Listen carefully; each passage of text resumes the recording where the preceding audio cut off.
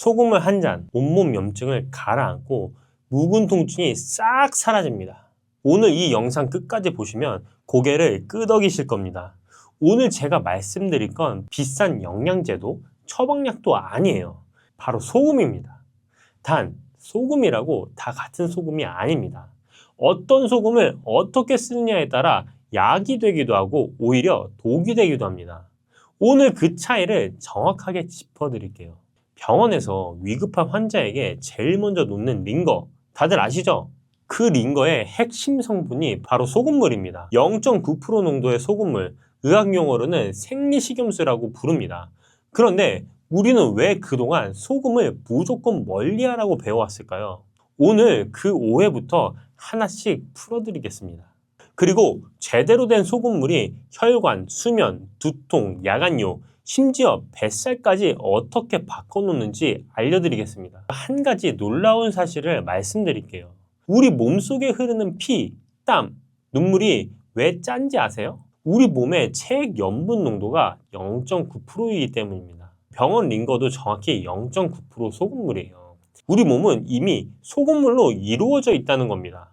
소금의 핵심 성분은 나트륨이에요. 나트륨은 세포 하나하나에 영양분을 전달하고 신경신호를 뇌까지 보내고 근육이 제대로 움직이게 하는데 꼭 필요한 성분입니다. 쉽게 말씀드리면 나트륨이 부족하면 세포가 제대로 일을 못하고 몸 곳곳에서 염증과 통증 신호가 켜지기 시작하는 거예요. 여기서 중요한 게 하나 더 있습니다. 나트륨 혼자만으로는 부족합니다. 마그네슘, 칼륨, 칼슘 같은 미네랄이 함께 있어야 나트륨이 제 역할을 할 수 있거든요. 그런데 우리가 흔히 쓰는 정제염, 즉 하얗게 가공된 소금은 이 미네랄이 거의 다 빠진 상태예요. 염화 나트륨만 99% 남긴 소금이에요. 이게 바로 소금이 몸에 나쁘다는 오해가 생긴 진짜 이유입니다. 미네랄이 살아있는 소금과 미네랄을 다 걷어낸 소금은 몸에서 완전히 다르게 작용을 합니다. 자, 한번 생각해 보세요. 아침에 몸이 찌뿌둥하고 머리는 지끈거리고 새벽엔 화장실 때문에 잠을 설친 적 많으시죠? 그런데 이 신호들 사실 몸속 미네랄 균형이 무너졌다는 경고일 수 있습니다. 우리나라 음식이 워낙 간이 세다 보니까 소금은 충분히 먹고 있다고 생각하시는 분들이 많으세요. 근데 여기서 문제는 소금의 양이 아니라 소금의 질입니다. 우리가 매일 먹는 소금 대부분은 미네랄이 거의 다 빠진 정제염이에요. 나트륨만 잔뜩 들어있고 몸이 진짜 필요로 하는 미네랄은 채워지지 않은 거죠. 그러니 혈액순환이 느려지고 몸 곳곳에 염증이 쌓이고 통증에 잠까지 얕아지는 악순환이 반복됩니다. 오늘 말씀드린 소금물 한 잔이 바로 그 악순환의 고리를 끊는 시작점이 될 수 있습니다. 소금물을 도대체 언제, 얼마나 마셔야 할까요? 저는 딱 이때 마시는데요. 소금물 마시는 황금 시간대 알려드리겠습니다. 가장 중요한 건 아침 기상 직후입니다. 자는 동안 우리 몸은 아무것도 보충받지 못한 상태거든요. 이때 소금물 한 잔으로 시작하면 세포가 깨어나고 하루 종일 몸의 순환이 원활하게 돌아가는데 도움이 됩니다. 자, 두 번째는 식사 30분 전입니다. 밥 먹기 전에 소금물 한 잔을 마시면 자연스럽게 포만감이 생겨서 과식을 줄이는 데도 유리하고 소화 흡수도 훨씬 원활해집니다. 세 번째는 자기 30분 전인데요. 소금 속 마그네슘 성분이 신경을 안정시켜주기 때문에 잠들기 전에 소금물 한 잔이 숙면에 도움이 될 수 있습니다. 하루의 총량은 물 1리터를 기준으로 잡으시면 됩니다. 물 1리터에 소금 약 1에서 2g 살짝 짭조름한 정도면 딱 맞습니다. 많이 넣으시면 혈관에 안 좋을 수 있어요. 여기서 소금은 미네랄이 살아있는 천일염이나 해양 심층수 소금을 쓰셔야 합니다. 아까 말씀드린 것처럼 미네랄이 빠진 정제염으로는 이 효과를 기대하기가 어려워요. 아침에 소금물 한 잔 마셨다면 이어서 뭘 드시느냐도 중요합니다. 함께 챙겨 드시면 소금물 효과가 훨씬 배가 되는 음식들이 있거든요. 지금 설명드릴게요. 첫 번째는 바나나입니다. 소금물을 마시고 나면 나트륨이 몸속에서 역할을 다한 뒤 반드시 배출되어야 하는데요. 이걸 도와주는 게 바로 칼륨입니다. 나트륨과 칼륨의 관계를 시소라고 생각해 보세요. 한쪽이 올라가면 다른 쪽이 내려가야 균형이 잡히는 것처럼 나트륨이 들어오면 칼륨이 밀어내면서 균형을 맞춥니다. 바나나 한 개에는 칼륨이 약 400mg이 들어있는데 이 칼륨이 신장을 통해 나트륨을 소변으로 밀어내면서 혈관 안에 나트륨이 쌓이는 걸 막아줍니다. 나트륨과 칼륨의 균형이 잡히면 혈관 벽에 가해지는 압력이 줄어들고 혈액순환이 훨씬 부드러워지는 데 도움이 됩니다. 아침 소금을 한 잔에 바나나 한 개, 혈관을 청소하는 가장 간단한 아침 루틴입니다. 여기서 주의하셔야 될 건 신장병이 있으신 환자분들은 바나나 섭취를 주의하셔야 됩니다. 바나나의 칼륨이 오히려 배출이 안 될 수 있기 때문입니다. 두 번째는 시금치인데요. 혈관을 고무호스라고 생각해 보세요. 고무호스가 유연하면 물이 잘 흐르지만 딱딱하게 굳어버리면 조금 압력이 가해져도 터지거나 막히죠. 우리 혈관도 똑같아요. 시금치의 풍부한 마그네슘은 혈관 근육을 이완시켜서 혈관이 딱딱하게 굳는 걸 늦춰주는 역할을 하는데요. 소금물의 나트륨이 세포 사이에 신호 전달을 돕고 시금치의 마그네슘이 혈관을 부드럽게 유지시켜주면서 혈액이 훨씬 원활하게 흐르게 됩니다. 거기다가 마그네슘은 신경 흥분을 가라앉히는 성분이기도 해서 자주 지끈거리는 두통을 줄이는데도 도움이 될 수 있습니다. 아침 식사에 시금치 나물 한 가지만 올려도 하루가 달라질 수 있어요. 세 번째는 두부입니다. 소금을 꾸준히 섭취하다 보면 칼슘이 소변으로 빠져나가는 양이 늘어날 수 있는데요.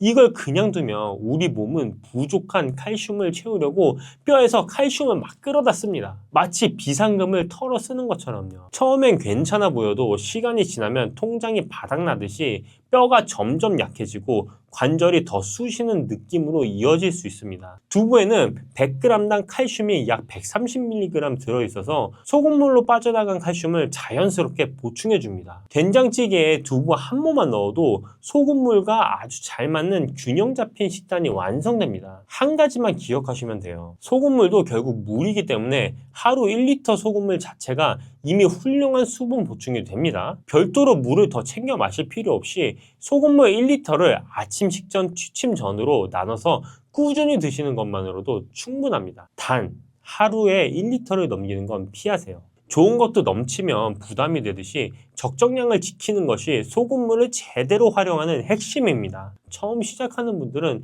1리터에 1에서 2g이 부담스럽다면 굳이 처음부터 정량을 맞추려 하지 않으셔도 됩니다. 아주 살짝 짭조름한 느낌이 날 정도로 소금을 조금만 넣어서 시작하시고 몸이 익숙해지시면 조금씩 늘려가시면 됩니다. 중요한 건 매일 꾸준히 드시는 것이지 처음부터 완벽하게 맞추는 게 아니에요.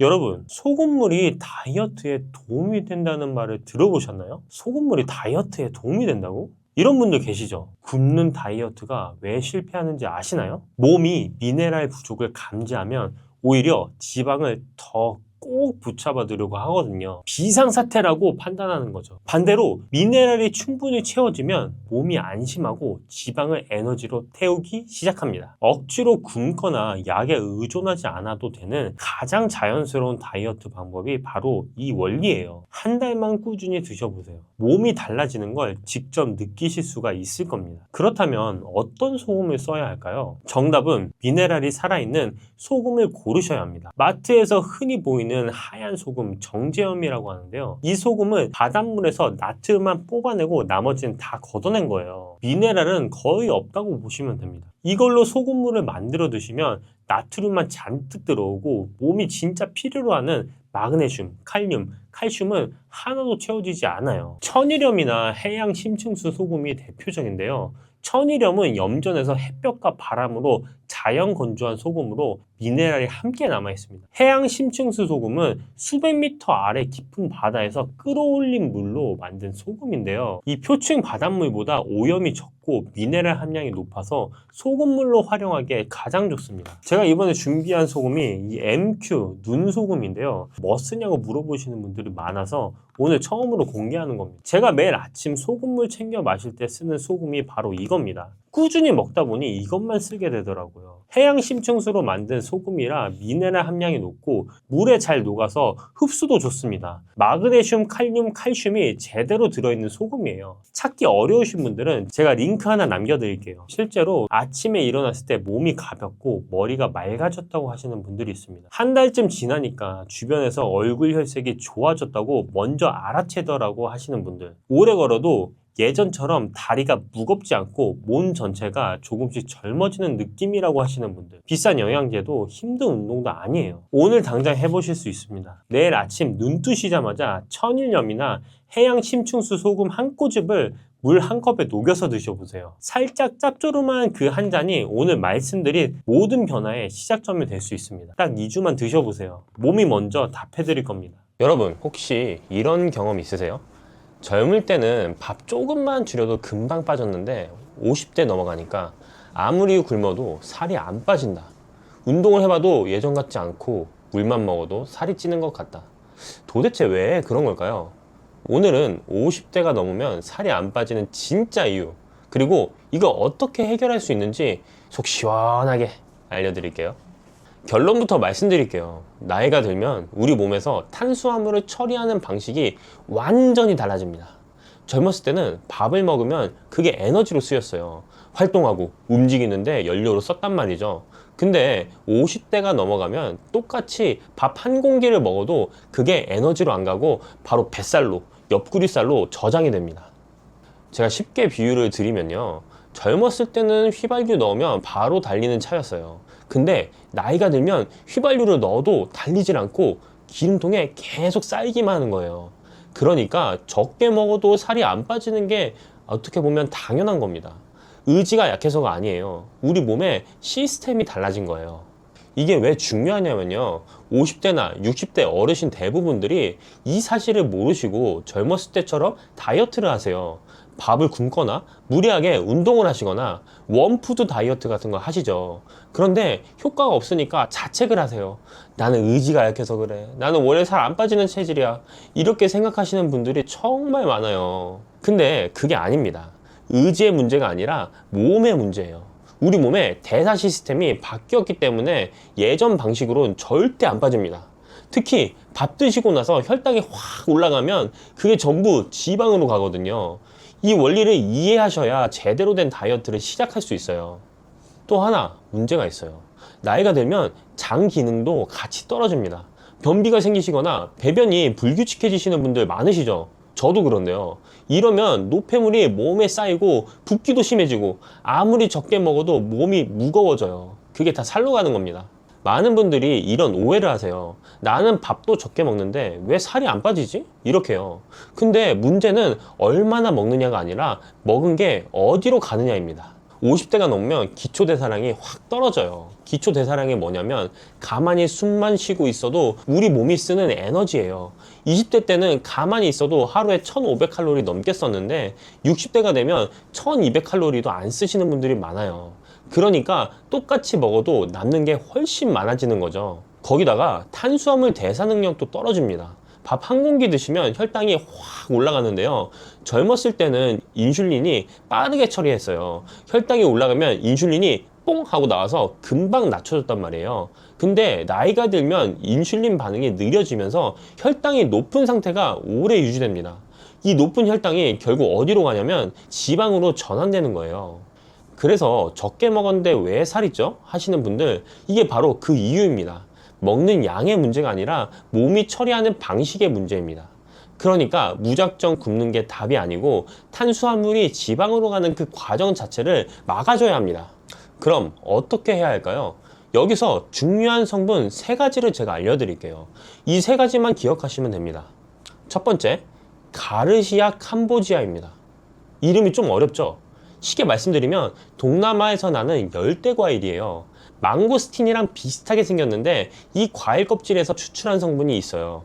거기에 HCA라는 게 들어있거든요. 이게 뭘 하냐면요, 우리가 먹는 탄수화물이 지방으로 바뀌는 걸 막아줍니다. 원리가 뭐냐면요, 우리 몸에는 탄수화물을 지방으로 바꾸는 효소가 있어요. 가르시니아의 HCA 성분이 지방으로 바꾸는 이 효소가 일을 못하게 막아주는 거예요. 그러니까 밥을 드셔도 그게 지방으로 덜 간다는 뜻이죠.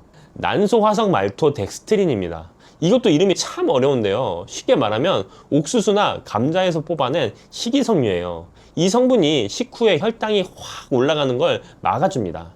아까 말씀드렸잖아요. 혈당이 높으면 그게 다 지방으로 간다고요.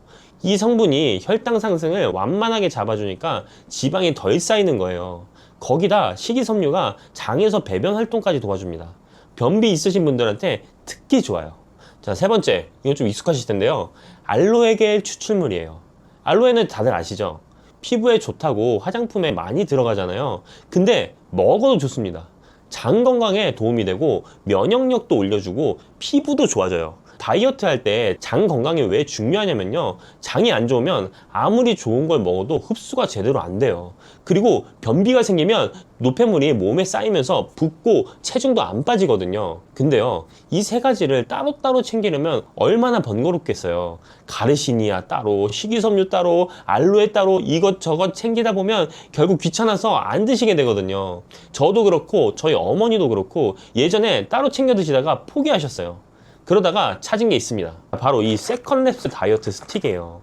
이 세 가지 성분이 이 한 포에 전부 들어있어요. 가르시니아 캄보지아, 난소화성 말토덱스트린, 알로에겔 추출물. 따로따로 안 챙기셔도 되고 이거 하나면 끝입니다. 자, 그럼 이 세컨랩스 꾸준히 드시면 실제로 뭐가 달라질까요?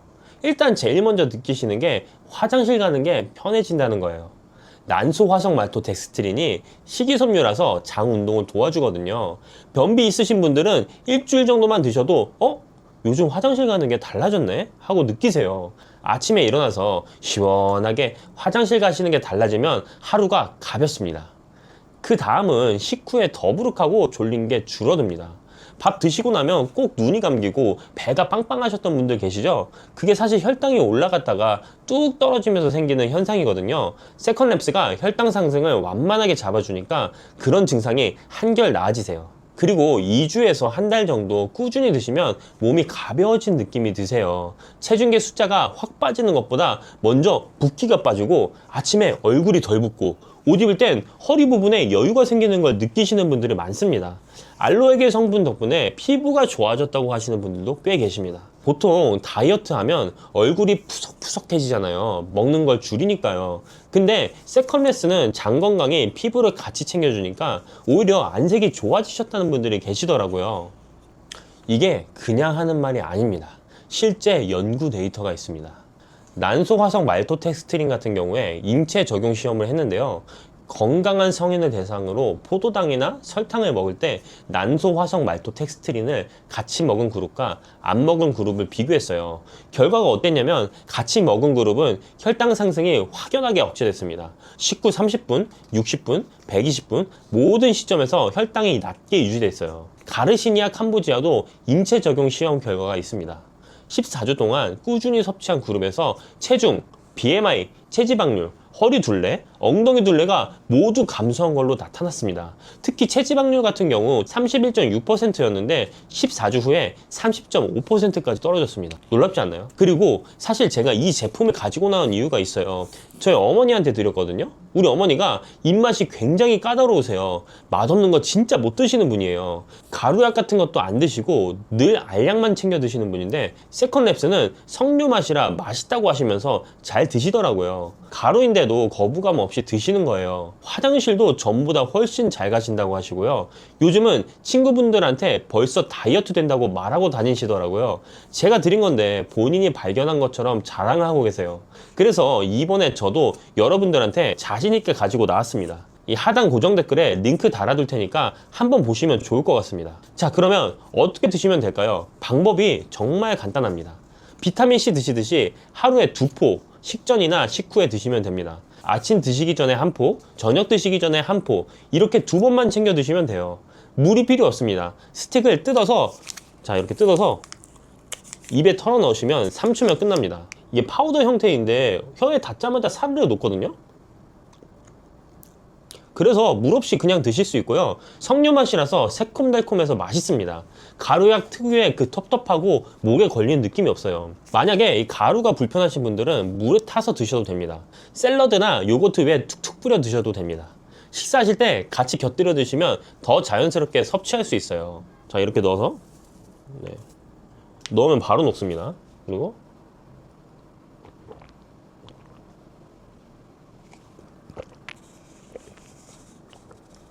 네.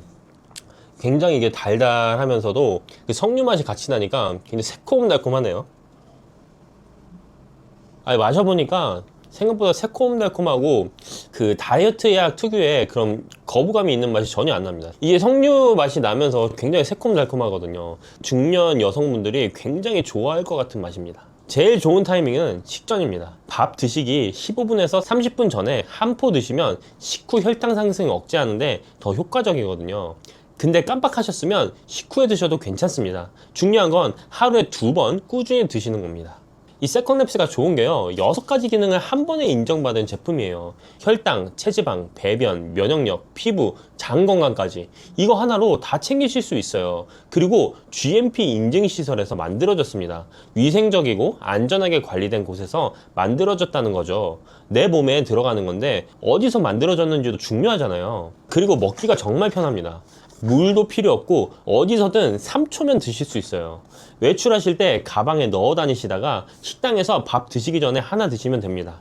복잡하게 이것저것 챙길 필요가 없습니다. 다만 몇 가지 주의하실 점이 있습니다. 임산부나 수유 중이신 분들은 섭취를 피해주세요. 가르시니아 캄보지아의 HCA 성분 때문에 임산부와 수유부, 어린이는 드시지 않는 게 좋습니다. 50대 넘으면 살이 안 빠지는 이유는 탄수화물이 에너지로 안 가고 바로 지방으로 저장되기 때문입니다. 그래서 무작정 굶는 게 아니라 탄수화물이 지방으로 가는 그 과정을 막아줘야 돼요. 다이어트 지긋지긋 하셨던 분들, 이번엔 진짜 다를 수 있습니다. 저희 어머니도 친구분들한테 자랑하고 다니시더라고요. 하루 2포로 여러분도 한번 경험해보세요. 자세한 내용은 고정 댓글에 있으니까 고정 댓글 확인해보세요. 어떤 버터를 고르셔야 할까요? 마트에 가시면 버터처럼 생긴 게 참 많죠. 근데 이름만 버터지 진짜 버터가 아닌 것들이 꽤 있습니다. 원재료를 꼭 확인하셔야 돼요. 진짜 버터는 원재료에 유크림만 적혀 있거나 많아야 소금, 젖산균 정도만 들어갑니다. 근데 원재료에 식물성 유지, 대두유, 경화유, 야자 경화유, 쇼트닝 같은 단어가 보이면요, 그건 버터가 아니라 가짜 버터입니다. 버터는 혈관을 막는 음식, 비만의 주범이라는 누명을 쓰게 됐습니다. 식물성 기름으로 만든 마가린이 건강의 대안으로 떠올랐고요. 그런데 시간이 흐르면서 진실이 밝혀지기 시작했어요. 이게 오히려 심장 건강에 훨씬 해롭다는 연구 결과가 쏟아져 나왔습니다. 결국에 버터는 수십 년간 억울하게 누명을 썼던 셈이에요. 진범은 따로 있었는데 말이죠. 여러분, 혹시 버터 드실 때 찜찜한 적 있으세요? 혈관 막힌다, 살찐다, 콜레스테롤 올라간다. 그래서 마가린이나 식물성 버터로 바꾸신 분들 많으시죠? 그런데요, 한때 미국에서는 의사들이 TV 광고에 나와서 버터 끊고 마가린 드세요 라고 권했던 시절이 있었습니다.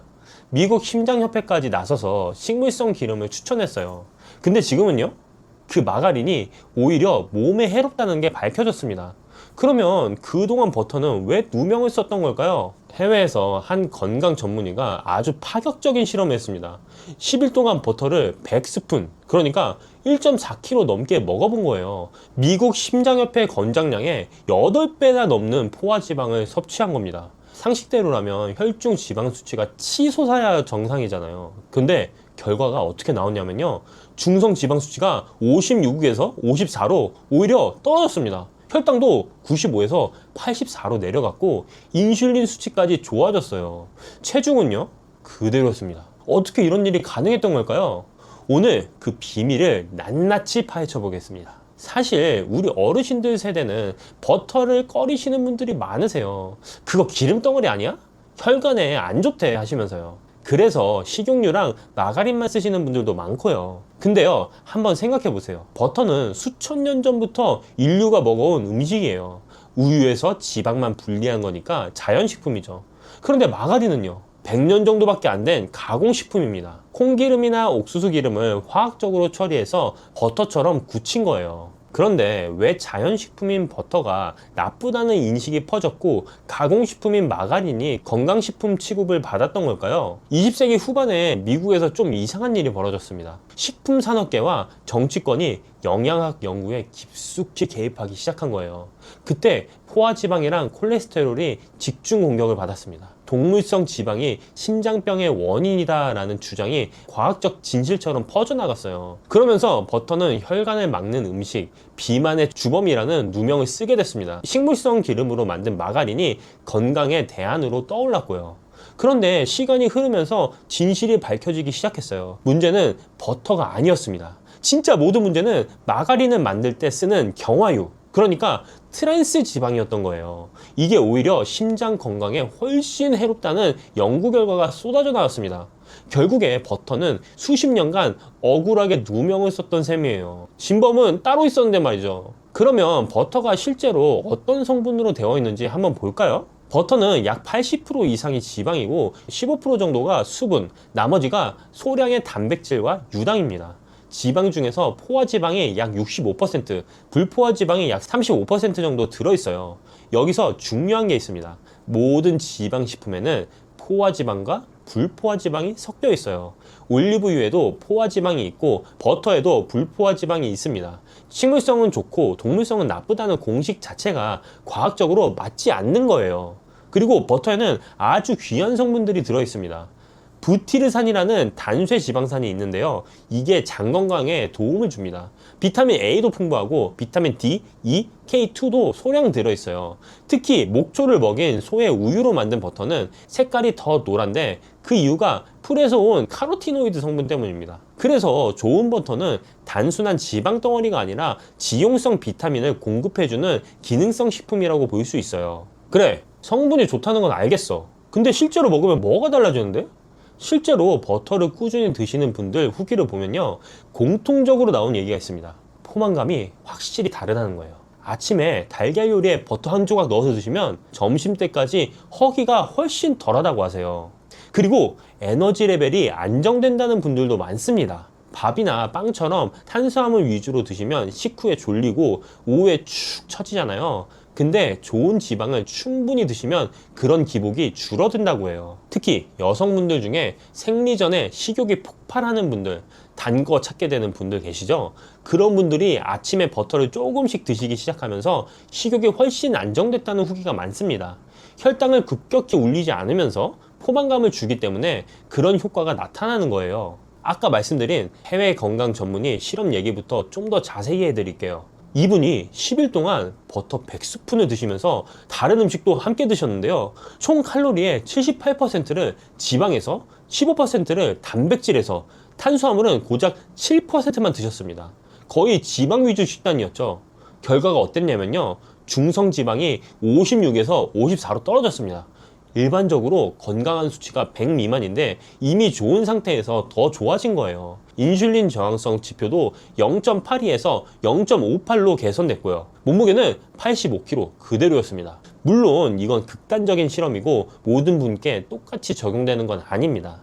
하지만 최소한 지방을 먹으면 혈중 지방이 올라간다는 단순한 공식은 틀렸다는 걸 보여주는 거죠. 그러면 버터를 어떻게 드셔야 할까요?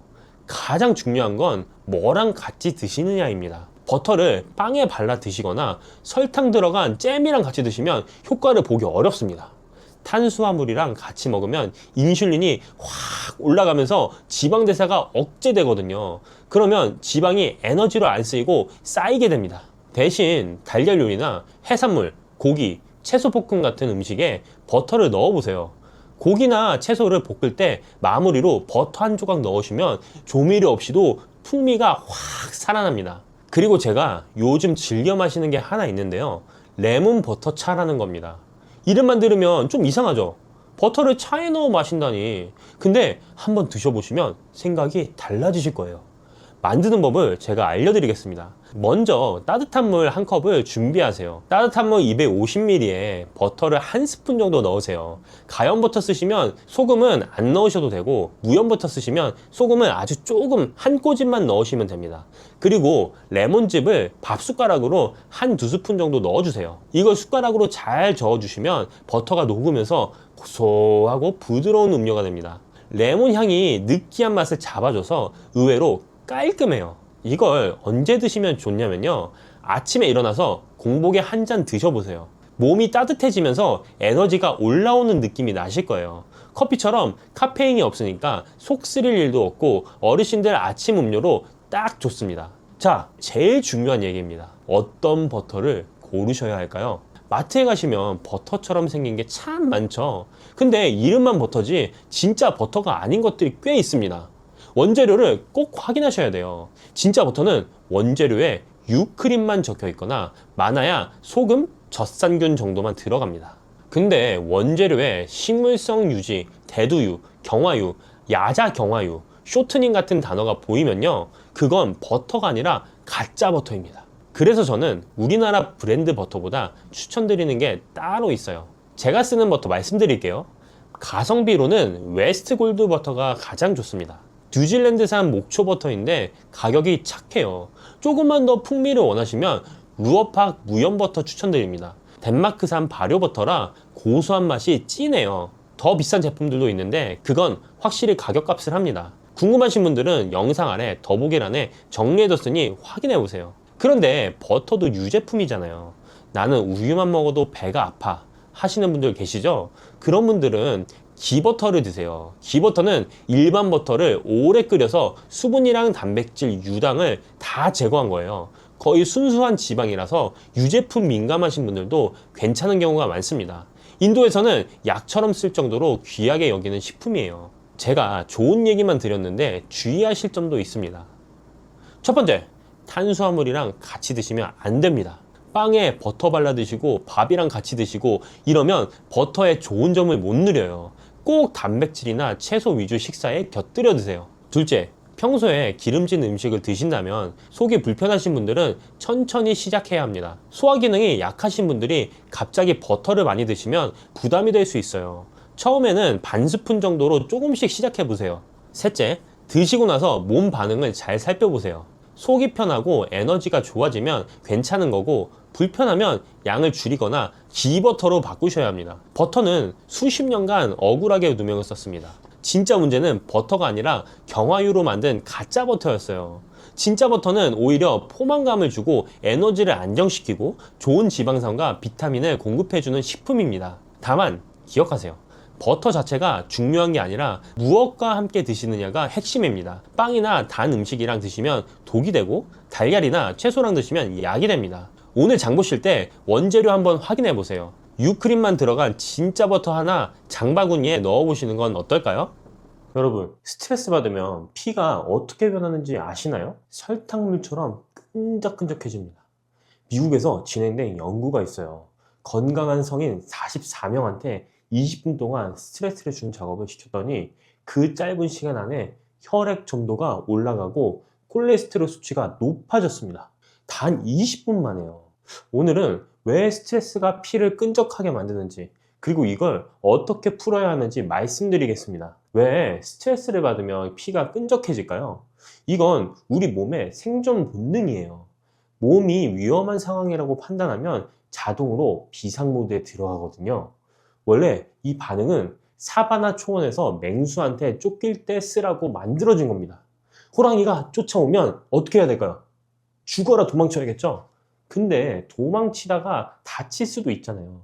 긁히고 찢기고 피가 날 수도 있어요. 그래서 몸이 미리 대비를 합니다. 피브리노겐이라는 혈액 응고 단백질을 늘려서 피를 끈적끈적하게 만들어요. 다쳐도 피가 빨리 굳도록 준비하는 거죠. 연구에 따르면 피브리노겐이 올라가면 혈액 점도도 같이 올라가는데 이 상관관계가 통계적으로 아주 유의미하게 나왔습니다. 문제는 현대인들입니다. 상사한테 혼나도 자식이 말 안 들어도 돈 걱정을 해도 몸은 똑같이 반응합니다. 맹수한테 쫓기는 것처럼요. 그런데 우린 맹수는 없잖아요. 호랑이가 쫓아오는 것도 아니고 진짜 목숨이 위험한 것도 아닌데 몸만 비상사태예요. 어르신들 생각해 보세요. 아침에 뉴스 보면서 짜증나고 은행일 보러 갔다가 기다리느라 스트레스 받고 자녀한테 연락 안 오면 걱정되고 이런 게 다 스트레스입니다. 그때마다 몸은 위험해, 도망쳐야 돼 하고 반응하고 있습니다. 근데 실제로 도망치세요? 아니죠. 그냥 앉아 계시잖아요. 바로 이게 문제입니다. 몸은 뛸 준비를 다 해놨는데 안 뛰니까 준비해 놓은 게 고스란히 몸에 쌓이는 거예요. 스트레스 연구의 아버지라고 불리는 한스 셀리에 박사가 1936년에 이미 밝혀낸 사실입니다. 스트레스 상황에서 혈압이 오르고 혈당이 오르고 혈액 응고가 쉬워지는 건 전부 도망치기 위한 준비라고요. 안 움직이면 어떤 일이 생기는지 구체적으로 제가 말씀드리겠습니다. 자, 첫 번째, 피떡이 생깁니다. 끈적해진 혈액이 좁은 혈관을 지나가면서 뭉칩니다. 혈전이라고 하죠. 원래는 적혈구들이 하나하나 부드럽게 흘러가야 하는데 피브리노겐이 많아지면 적혈구끼리 서로 뭉치게 돼요. 연구에 따르면 피브리노겐이 적혈구 표면에 붙으면서 덩어리를 만든다고 합니다. 이게 바로 뇌로 가면 뇌졸중, 심장으로 가면 심근경색입니다. 자, 두 번째는요, 혈관이 늙습니다. 스트레스 받으면 혈압도 올라가거든요. 빨리 혈액을 보내려고 혈관을 수축시키니까요. 그런데 이 높은 압력을 계속 버텨야 하니까 혈관이 딱딱해집니다. 탄력이 없어지는 거죠. 자, 세 번째, 소화가 안 됩니다. 스트레스 상황에서 몸은 소화기로 가는 혈류를 줄여버려요. 연구에 따르면 극심한 스트레스를 받은 사람은 그렇지 않은 사람보다 복통을 겪을 확률이 3배나 높았습니다. 어르신들 중에 나는 스트레스 받으면 소화가 안 돼 라고 말씀하시는 분들 계시죠. 그게 바로 이거예요. 단순히 기분 문제가 아니라 진짜 혈액 상태가 바뀐 거예요. 그러면 이 문제를 어떻게 해결해야 될까요? 자, 답은 정말 간단합니다. 몸이 원하는 대로 해주면 됩니다. 몸이 왜 피를 끈적끈적하게 하고 혈압을 올렸겠어요? 근육을 쓰라고 도망치라고 있는 겁니다. 그러니까 진짜로 근육을 쓰면 됩니다. 자, 운동을 하면 어떻게 되냐면요, 끈적해진 피를 근육이 다 빨아들입니다. 스펀지가 물을 쫙 빨아들이듯이 큰 근육들이 혈액을 막 갖다 쓰는 거예요. 점도가 좀 높아도 문제가 안 됩니다. 어차피 전부 다 쓰니까요. 혈압이 올라간 것도 마찬가지예요. 높아진 압력을 혈관이 혼자 버티면 부담이 되지만 근육이 혈액을 빨아주면 그 압력이 분산됩니다. 그리고 운동을 하면 혈관 내벽에서 산화질소라는 물질이 분비돼요. 이게 혈관을 부드럽게 이완시켜줍니다. 한국에서 진행된 연구에 따르면 운동 후에 혈압이 떨어지는 가장 큰 이유가 산화질소 분비 증가와 말초혈관 저항 감소 때문이라고 해요. 자, 운동이 끝나면 어떤 느낌이 드세요? 계단 좀 오르고 나면 처음에 힘들어도 끝나고 나면 기분이 좀 나아지지 않으세요? 어깨가 좀 펴지고 머릿속이 좀 맑아지는 느낌이에요. 근데 그게 착각이 아닙니다. 진짜로 몸의 상태가 바뀌는 겁니다. 삼성 서울병원 자료에 따르면 운동 후에 수축기 혈압이 5에서 8mHg 정도 떨어지고 이 효과가 무려 11시간에서 12시간 동안 유지된다고 합니다. 이완기 혈압도 6에서 8mHg 떨어지고 6시간에서 8시간 유지되고요. 운동을 끝내는 순간 몸이 신호를 받습니다. 비상사태 끝! 이제 안전해! 그러면 혈액 점도를 올리던 것도 멈추고 혈압을 높이던 것도 멈추고 다시 평상시로 돌아갑니다. 교감신경이 억제되고 부교감신경이 활성화되면서 몸 전체가 이완 모드로 전환되는 거죠. 그래서 운동은 하루에 한 번씩 몸에게 괜찮아, 안전해 라고 말해주는 거라고 생각하시면 됩니다. 이게 그냥 하는 말이 아닙니다. 연구 결과가 있습니다. 혈압 높으신 분들 경험해 보셨을 거예요. 병원에서는 격한 운동 하지 마세요 라고 하는데 막상 산에 갔다 오면 혈압이 오히려 떨어지고 있어요. 왜 그럴까요? 큰 근육들이 혈액을 다 빨아들이니까 혈관에 가는 부담이 줄어드는 겁니다. 운동이 완충 작용을 하는 겁니다. 국내 연구에서도 고혈압 환자들이 60% 강도로 운동했을 때 가장 효과적으로 혈압이 떨어졌다고 합니다. 운동 후 심박수는 올라가 있는데 혈압은 떨어져 있었거든요. 이건 말초 저항이 감소했다는 증거입니다. 물론 아무 준비 없이 갑자기 격하게 뛰면 안 됩니다. 워밍업하고 스트레칭하고 천천히 강도를 올리면 몸이 다 적응합니다. 혈압 높다고 운동을 아예 안 하는 건 오히려 혈관을 더 망가뜨리는 거예요. 그러면 어떻게 운동하면 효과가 좋을까요? 제가 추천드리는 건 계단 운동입니다. 영국 이스트 앵글리아 대학에서 약 50만 명을 분석한 연구가 있어요. 계단 오르기를 꾸준히 하면 조기 사망 위험이 24% 줄고 심장마비나 뇌졸중으로 사망할 위험이 39%나 줄어든다고 합니다. 하버드 의과대학 연구에서도 일주일에 20층 이상 걸어 오르는 사람들이 20층 미만으로 오르는 사람들보다 사망률이 21% 낮았어요. 하루에 8층 이상 오르면 심혈관 질환 사망 위험이 33% 줄어든다는 결과도 있고요. 칼로리 소모도 확실합니다. 30분 기준으로 빠르게 걷기가 120칼로리인데 계단 오르기는 221칼로리예요. 거의 2배입니다. 특히 겨울에 딱 좋습니다. 밖에 안 나가도 되고 날씨 영향 안 받고 눈 뜨자마자 할 수 있거든요. 아파트 계단이면 충분합니다. 내려올 때는 엘리베이터 타시면 무릎 부담도 줄일 수 있어요. 마지막으로 조심하셔야 할 것 제가 한 가지만 말씀드리겠습니다. 무릎이 안 좋으신 분들은 계단 오를 때 자세가 중요해요. 핵심은 뒷발 무릎을 끝까지 펴는 겁니다. 무릎이 굽혀진 상태로 체중을 받으면 관절에 하중이 많이 걸려요. 근데 무릎이 쫙 펴지면 체중이 뼈를 타고 일직선으로 내려가서 인대 부담이 줄어듭니다. 상체도 허리를 꼿꼿이 세우고 올라가 보세요. 중력 방향으로 수직을 유지하는 게 가장 부담이 적습니다. 처음부터 무리하지 마시고 세 층만 오르고 내려보세요. 그것도 늘면 두 층만요. 중요한 건 매일 하는 겁니다. 한 번에 많이 하는 게 아니라 조금씩이라도 매일 하는 게 훨씬 낫습니다. 정리하자면 스트레스 받으면 피가 끈적해지고 혈압이 오르고 혈당이 오릅니다. 이건 몸의 생존 본능이에요. 도망치라고 준비해 놓은 건데 우리가 안 움직이니까 다 몸에 쌓이는 겁니다. 해결책은 운동입니다. 운동을 하면 근육이 끈적끈적한 피를 다 갖다 쓰고 높아진 압력도 분산시킵니다. 계단 운동은 특히 추천드립니다. 하루에 5층만 올라가도 심혈관 질환 위험이 20% 줄어든다는 연구가 있습니다. 걷기보다 칼로리 소모도 2배입니다. 매일 받는 스트레스, 운동으로 그 신호를 꺼주세요. 자, 오늘 바로 시작하는 겁니다. 이 세 가지를 한꺼번에 잡아줄 수 있는 음식이 뭐냐? 바로 오늘 말씀드린 계란입니다. 그것도 아침에 2알이면 충분합니다. 많이들 이 부분을 잘못 알고 계세요. 아까 말씀드렸듯이 콜레스테롤 걱정 때문에 계란을 피하시는 분들이 정말 많거든요. 특히 어르신들 사이에서는 노른자는 빼고 먹어야 한다는 이야기가 상식처럼 퍼져 있어요. 그래서 일주일에 한두 개만 조심조심 드시거나 아예 안 드시는 분들도 계시거든요. 이렇게 계란을 피하시면 어떤 일이 벌어지냐면요. 가장 싸고 가장 쉽게 섭취할 수 있는 양질의 단백질을 놓치게 되는 겁니다. 아침에 계란 2알이면 됩니다. 아침에 계란 2알이면 치매, 고혈압 싹 물러갑니다. 오히려 낮춰줍니다. 우리 혈관에는 두 종류의 콜레스테롤이 있습니다.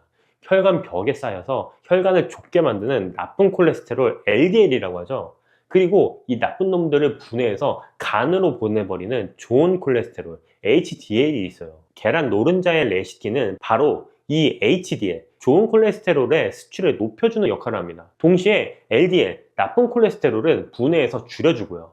그러니까 콜레스테롤이 걱정돼서 노른자를 버리셨던 분들은 콜레스테롤을 잡아주는 성분을 같이 버리고 계셨던 거예요. 실제로 미국 식사지침자문위원회에서 5년간 연구한 끝에 음식으로 먹는 콜레스테롤은 혈중 수치에 별 영향을 주지 않는다고 발표했습니다. 일본 정부도 건강 안내서에서 콜레스테롤 섭취 한도를 아예 삭제했어요. 우리 몸에 음식으로 콜레스테롤이 들어오면 간이 알아서 생산량을 조절하기 때문에 혈중 콜레스테롤에 큰 영향을 주지 않는다는 게 이제 정설이 된 겁니다. 50대가 넘으면 우리 몸에서 세 가지가 동시에 무너지기 시작하는데요. 근육, 뼈, 그리고 뇌입니다. 근육부터 볼까요? 해마다 근육이 조금씩 빠지는데 본인은 잘 모르세요. 그러다가 어느 날 계란 오를 때 무릎이 시큰해지고 앉았다 일어나는 게 힘들어지는 순간이 옵니다. 근육을 지키려면 양질의 단백질을 꾸준히 드셔야 하는데 고기는 가격이 만만치 않죠. 닭가슴살도, 한우도 매일 드시기엔 부담이 아주 큽니다. 뼈도 마찬가지예요. 특히 여성분들은 폐경 이후에 골밀도가 급격히 떨어지거든요. 뼈에 칼슘을 붙이려면 비타민 D가 꼭 있어야 하는데 우리나라 국민 중에 비타민 D를 적정량 섭취하는 비율이 고작 5.8%밖에 안 됩니다. 10명 중에 9명이 부족하다는 거예요. 그리고 뇌기능, 이름이 입에서 맴도는데 안 나오고 방금 뭐 하려고 했는지 깜빡하고 집중력이 예전같지 않은 거, 이건 뇌에서 기억력을 담당하는 물질이 줄어들고 있다는 신호입니다. 이 세 가지를 한꺼번에 잡아줄 수 있는 음식이 뭐냐? 바로 오늘 말씀드린 계란입니다. 그것도 아침에 2알이면 충분합니다. 근데 많이들 이 부분을 잘못 알고 계세요. 아까 말씀드렸듯이 콜레스테롤 걱정 때문에 계란을 피하시는 분들이 정말 많거든요. 특히 어르신들 사이에서는 노른자는 빼고 먹어야 한다는 이야기가 상식처럼 퍼져 있어요. 그래서 일주일에 한두 개만 조심조심 드시거나 아예 안 드시는 분들도 계시거든요. 이렇게 계란을 피하시면 어떤 일이 벌어지냐면요. 가장 싸고 가장 쉽게 섭취할 수 있는 양질의 단백질을 놓치게 되는 겁니다. 고기를 잘 못 드시는 어르신들, 중년 이상 여성분들 중에 저는 고기 못 먹어요 하시는 분들이 꽤 계시거든요. 이런 분들에게 계란은 거의 유일한 단백질 공급원이에요. 그마저도 콜레스테롤 걱정에 안 드시게 되면 근육은 계속 빠지고 뼈는 약해지고 뇌 건강에 필요한 영양소도 부족해지는 악순환에 빠지는 겁니다. 진료실에서도 고기를 못 드시는 어르신들께 가장 먼저 권하는 게 찐 계란이라고 해요. 실제로 고기는 안 드셔도 찐 계란은 잘 드시는 분들이 많거든요. 그렇게 계란으로 단백질을 채우면서 근육도 지키고 건강도 챙기시는 분들을 많이 봤다고 합니다. 계란 하나에 80칼로리, 단백질 7g입니다. 이 가격에 이 영향을 줄 수 있는 음식이 또 있을까요? 그러면 계란에 정확히 뭐가 들어있길래 이렇게 좋다는 건지 하나씩 제대로 짚어드리겠습니다. 자, 첫 번째는 단백질입니다. 계란 하나에 약 7g의 양질의 단백질이 들어있어요. 우리 몸에 필요한 필수 아미노산 9가지가 균형 있게 다 들어있어서 영양학에서는 계란 단백질을 기준 단백질로 삼을 정도입니다. 이 두 알이면 14g, 이게 닭가슴살 반덩이와 맞먹는 양이에요. 근데 가격은 비교가 안 되죠. 계란만큼 가성비 좋은 단백질 식품은 찾기가 어렵습니다. 다이어트 하실 때도 마찬가지입니다. 기초 대사량을 유지하려면 근육이 있어야 하고, 근육을 지키려면 단백질이 필요한데 계란이 그 역할을 가장 효율적으로 해줍니다. 자, 두 번째는 콜린입니다. 이건 뇌 건강의 핵심적인 성분입니다. 우리 뇌에서 기억력과 학습 능력을 담당하는 콜린이 바로 재료입니다. 쉽게 말하면 뇌가 정보를 주고받을 때 꼭 필요한 연료인 거예요. 50대가 넘으면 이 아세틸콜린이라는 물질을 만드는 효율이 뚝 떨어지거든요. 그래서 음식으로 콜린을 보충해 주는 게 중요한데, 계란 두 알이면 하루에 필요한 콜린의 상당 부분을 채울 수가 있습니다. 연구에 따르면 콜린 섭취가 충분한 사람은 그렇지 않은 사람보다 인지 기능이 떨어지는 속도가 느리고 알츠하이머 발병 위험도 낮은 것으로 나타났습니다. 요즘 콜린 알포세레이트라는 뇌 영양제가 어르신들 사이에서 유행인데요. 이거 조심하셔야 됩니다. 서울대병원 연구팀이 1200만 명을 10년간 추적한 결과 이 약물을 복용한 사람이 복용하지 않은 사람보다 뇌졸중 위험이 43%가 높았다는 결과가 나왔어요. 약으로 억지로 넣는 것보다 계란으로 자연스럽게 콜린을 섭취하는 게 훨씬 안전하고 효과적인 겁니다. 자, 세 번째는 루테인과 지아잔틴입니다. 노른자가 왜 그렇게 노란색인지 아시나요? 바로 이 성분들 때문인데요. 루테인과 지아잔틴은 눈의 황반이라는 부분에 쌓여서 자외선이나 스마트폰 블루라이트 같은 유해한 빛으로부터 눈을 보호하는 선글라스 역할을 합니다. 나이 들면서 황반변성이나 백내장 걱정하시는 분들이 많으시죠? 계란 노른자가 이걸 예방하는 데 도움을 줍니다. 특히 계란의 루테인은 채소에 들어있는 것보다 체내 흡수율이 훨씬 높다는 게 큰 장점입니다. 노른자의 지방 성분이 흡수율을 도와주기 때문이에요. 자, 네 번째, 비타민 D입니다. 아까 말씀드렸죠? 뼈에 칼슘을 붙이려면 비타민 D가 꼭 필요하다고. 아무리 칼슘을 많이 드셔도 비타민 D가 없으면 소장에서 흡수가 안 돼요. 계란 노른자가 비타민 D를 자연스럽게 보충해 줄 수 있는 몇 안 되는 식품 중에 하나입니다. 햇볕을 충분히 쬐기 어려운 분들에게 특히 중요해요. 비타민 C와 섬유질만 빼면 우리 몸에 필요한 거의 모든 영양소가 계란 안에 들어있습니다. 아침에 두 알이면 이걸 한 번에 다 챙기는 겁니다. 아침에 계란 두 알 드시고 나가면 일단 점심때까지 배가 안 고파요. 빵이나 시리얼, 콘프레이크 아침을 때우시면서 두세 시간 만에 출출해지잖아요. 계란은 단백질과 좋은 지방이 함께 들어있어서 소화가 천천히 됩니다. 그래서 포만감이 오래가고 점심때까지 다른 간식이 생각이 안 날 정도예요. 그리고 더 중요한 건 혈당입니다. 잠을 자고 일어나면 우리 혈당은 잔잔한 호수 같은 상태입니다. 인슐린도 잔잔해지고 췌장은 쉬고 있죠. 이 상태에서 식빵에 잼 발라서 오렌지 주스와 함께 드시면 어떻게 될까요? 혈당이 갑자기 확 치솟습니다. 잔잔한 호수에 돌을 던지는 거랑 똑같아요. 이걸 혈당 스파이크라고 하는데, 이때 엄청난 양의 인슐린이 분비되면서 혈당을 끌어내리고 그 과정에서 지방이 축적이 됩니다.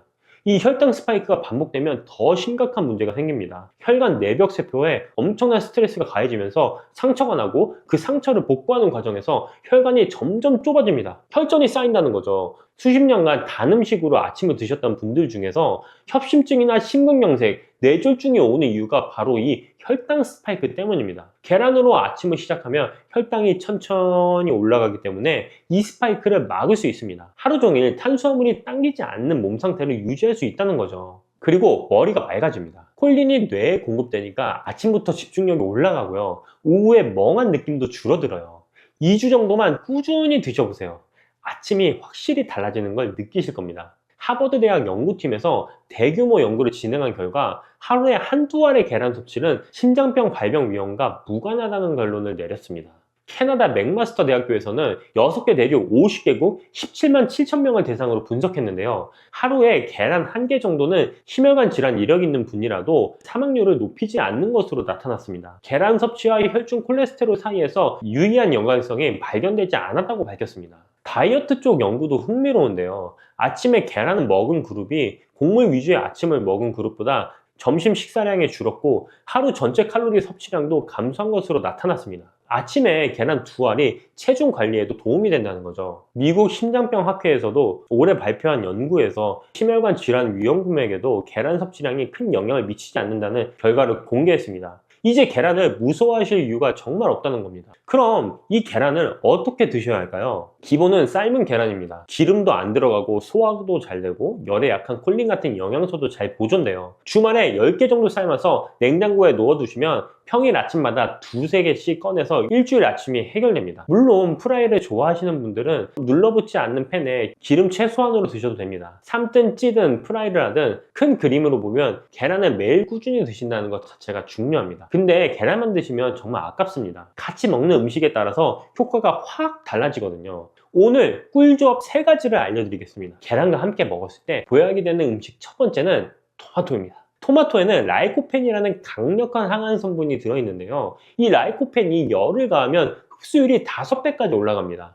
계란 프라이를 하실 때 토마토를 같이 넣어서 볶아 드시면 계란에 부족한 비타민C도 보충하고 라이코펜까지 제대로 흡수할 수 있어요. 맛도 고소하면서 상큼하고 영양은 꽉 차는 최고의 조합이에요. 간단하게 하시려면 삶은 계란 2알과 방울토마토 서너 개만 곁들이셔도 충분합니다. 자, 두 번째는 브로콜리인데요. 브로콜리 2~3송이면 비타민C가 하루 권장량을 거의 다 채울 수 있어요. 비타민C가 레몬보다 2배 정도 많거든요. 계란에 없는 비타민C를 브로콜리가 딱 채워주는 겁니다. 거기다가 브로콜리에는 나트륨을 배출하는 칼륨도 풍부해서 혈압 조절에도 도움이 됩니다. 전날 저녁에 브로콜리를 살짝 데쳐 놓으시면 아침에 삶은 계란과 바로 곁들여 드실 수 있습니다.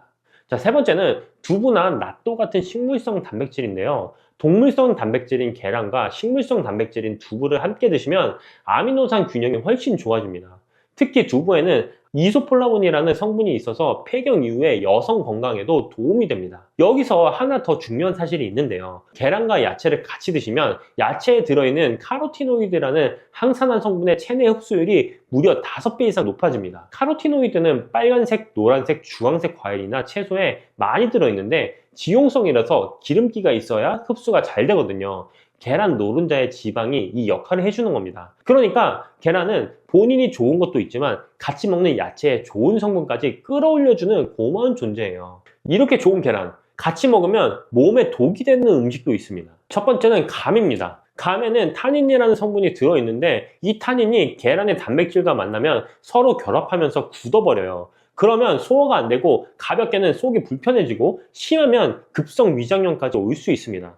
감 드시면서 계란도 함께 드시는 경우가 있는데 이건 피하셔야 됩니다. 감을 드시려면 계란과 시간 간격을 두고 드세요. 자, 두 번째는 두유입니다. 의외죠? 건강한 것끼리 같이 먹으면 좋은 것 같은데 콩에 들어있는 트립신이라는 성분이 계란 흰자의 단백질과 결합해서 영양 흡수를 방해합니다.